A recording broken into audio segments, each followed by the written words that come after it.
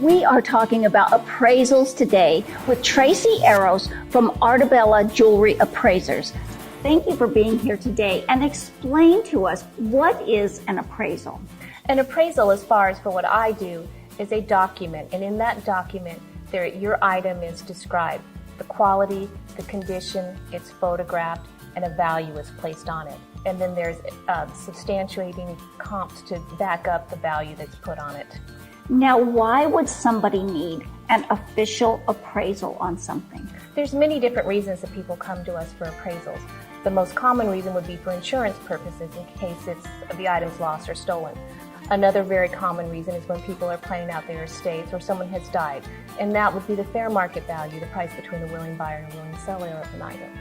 The third reason now is that we get people that want to sell their items, and that value would be marketable cash value. Now, if somebody is just wanting an estimated value of a piece, they don't really need to go get an appraisal, do they? Well, it depends on what their goal is. What is their objective? If they're trying to sell it, so when they ask you they want the estimated value, well, is that the value if it's lost or stolen and they have to replace it in a jewelry store or an establishment like this? Or is it something that you're trying to sell? Well, those are two different numbers, two different values. So that would be important for you to help them decide, and they can go from there. Now, how can it be like two different numbers so that we can kind of understand that from an estimated value to a appraised replaceable value? It's very much like a car. When you buy a brand new car, it costs a certain amount of money, and when you drive it off the lot and you try to sell it, what is that worth? It's the same thing in all types of jewelry and art. When you buy something, in what you pay for it brand new is not what you're going to be able to sell it for. Well, that is a little bit about appraisals today with Tracy Arrows. Tracy, thank you. Thank you for having me, my friend. Auction. Was stamped. Derek and Natalie, yeah, who's another kind of lesser known Adaki. If I was going to put it in auction, my auction estimate would probably be 4 to 6. What keeps it from maybe being a little bit more is it's short. Yeah, it is short. And that's what they said, that she was a tiny little girl. She had a tiny waist. Definitely, you know, when they normally make them, it should have been had 4 or 5 more conchos out here. Yeah. So that would limit your market. What did you see any comps in there? No, that's all that I She held it. And she had it. So, and then needed money and sold it to the guy that you bought from. I don't remember the story, to tell you the truth. anyways, you know, if we were going to put this in an auction, I would estimate it at 4 to 6. Like I said, we had one a couple years ago, similar, very similar, bring 475. In a retail setting, you know, they probably ask 758, something like that. What are your thoughts, Tracy? That's exactly what I thought when I first saw it. I was thinking 450. Yeah. Okay. That'll be $10.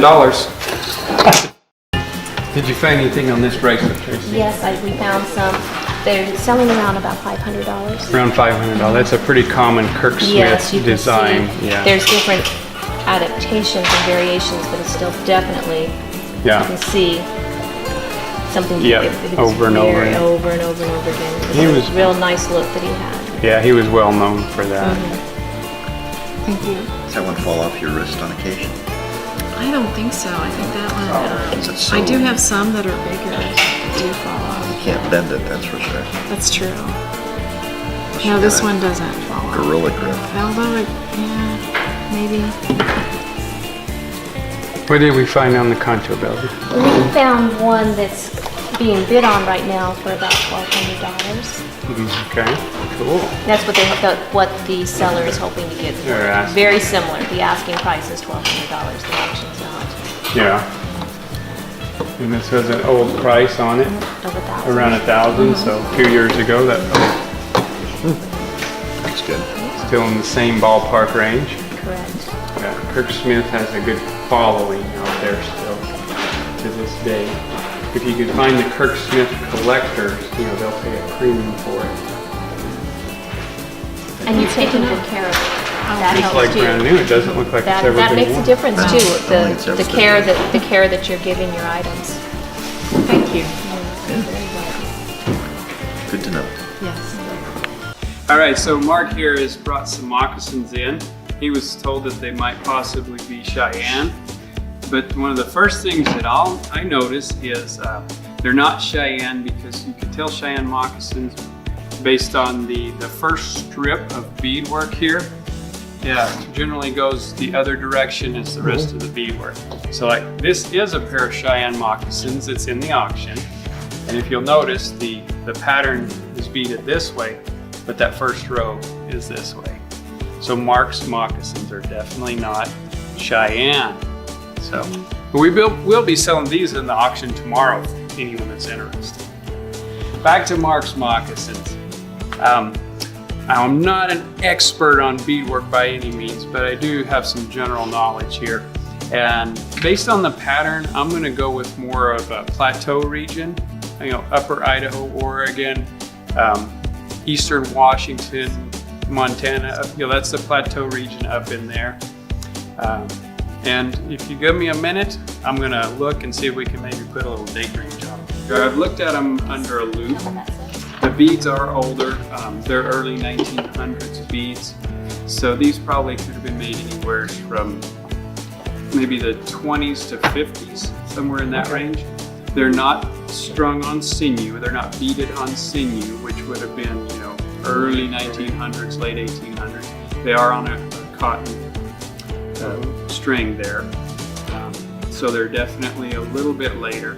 The beads are definitely older, like the red ones. You can't tell with the naked eye so much, but with the loop you can see all the red beads are faceted, which is cool. They're old red faceted beads.